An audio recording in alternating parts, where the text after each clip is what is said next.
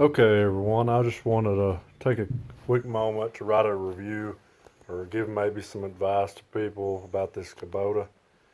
Um, it's the Z24x 54-inch cut Kawasaki 730 on it. Just a few things. I'm going to be kind of comparing it to my John Deere machine, 915B. I've put about 12 hours on this. It's a demo. Um, Things I really like about it is considering it's not a suspension seat. It's the high back on this seat. It's very comfortable. I do like the hands-free park brake. Also, on this machine, the biggest thing I've noticed the difference between the John Deere is the hydraulics. Your controls are much quicker, easier to push forward. They respond quicker. As far as sticking on hills, which I mean, when I say we got hills, I mean look around here. We got mountains. I mean, you know, I deal with some of that, and this machine sticks better to hills, like as far as going down them and across them, I feel like, than the Deere, simply because I feel like your weight is sitting more on top of the wheels. Like, I mean, I'm a pretty big guy, so I'm sitting right on top of it, holds it back, and maybe because the drive tires are a little bit narrower than the Deere, I feel like. Uh, However, this machine is a lot more light in the front end compared to the Deere. I can take the Deere up a lot more steeper hills, and it won't try to raise up or anything. I guess the biggest issue I've found with this is this deck. It kind of wants to clump just a little, most compared to the John Deere. But however, it does mulch the grass up a little better, similar to an X mark, the way the baffling system is in, and then the John Deere, it's just straight shot out. So if you're mowing wet, it might be an issue. But I haven't had any grass in 12 hours stick to the underside of the deck.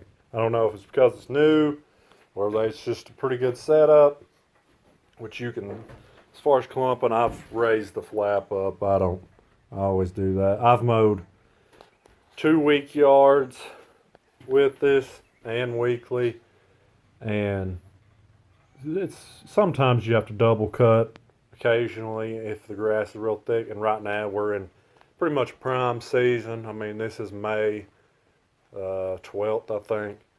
So, I mean, it's really growing, and even on the 2 week yards, this machine had plenty of power. This Kawasaki engine's really stout compared to the Kohler 25 on my Deere. I much prefer this Kawasaki. I mean, you can't bog it out. I don't know if it's because the drive systems are different. I'm not really sure what the drive system is on this, if it's pumps and wheel motors or transmission or what. But I mean, John Deere, I really feel like the driving mechanism takes up a lot of power from the motor, especially on hills. But this machine here, I mean, you just can't bog it out. Even cutting grass, it's wonderful. I mean, it does like gas. I didn't buy. This is a demo, as I was saying. I bought a ZD 1011 with a diesel, so it's not quite ready yet. But they gave me this one to use in the meantime.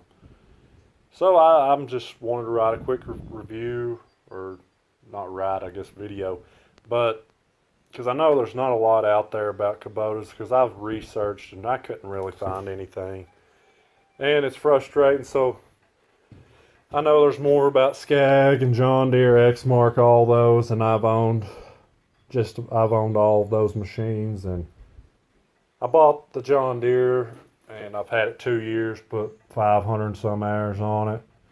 I like it. It's been problem free. I mean, other than sharpening blades, changing oils, spark plugs. I mean, it's 3-year warranty. The Kubotas have 2-year unlimited hour warranty. So, I mean, comparing this to the Deere, the 7-iron deck's a little bit better on the Deere compared to this deck. I feel like, however, the power's better of the Kubota, and the transmission, the pumps and wheel motors are a lot quicker. This machine is more agile than the Deere, for sure. And then I've had Skag walk behinds, but you can't compare it to a walk behind. But I've had a Turf Tiger, and for my area, the Turf Tigers are just too big. You can't get a level cut because nowhere around here is like a perfectly level yard. So I stick to the 54-inch cuts or 52s. And I mean, honestly, if I was going to buy either of these two mowers, if I had to pick, it'd be hard because you get a year more warranty. I always try to keep my machines with warranty and then I'll trade. Just because if you lose a motor or engine or something, I mean, that's just, I feel like you can trade and come out better, in my opinion. Plus you get a loaner if you break down under warranty, so you're not out of machine. I think as far as comfort wise and drivability, I would choose the Kubota.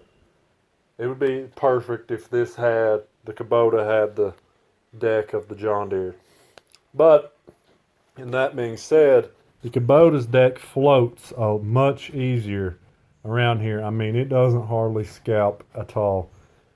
Compared to the Deere, I feel like its deck's way heavier, and you really have to use the foot pedal to float your deck or else you'll scalp.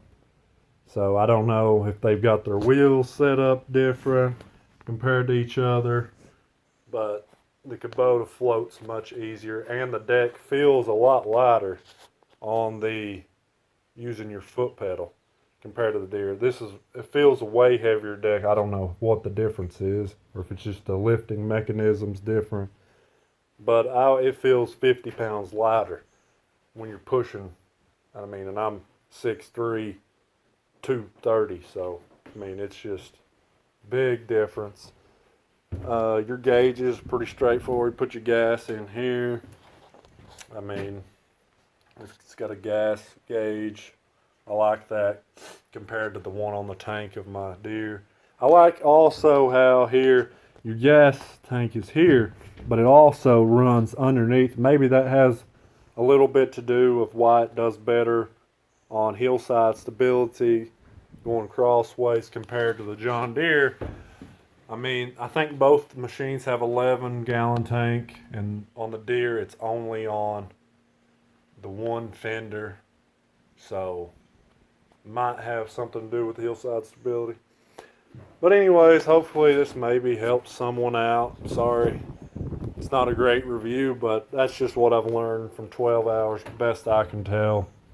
So y'all have a good one.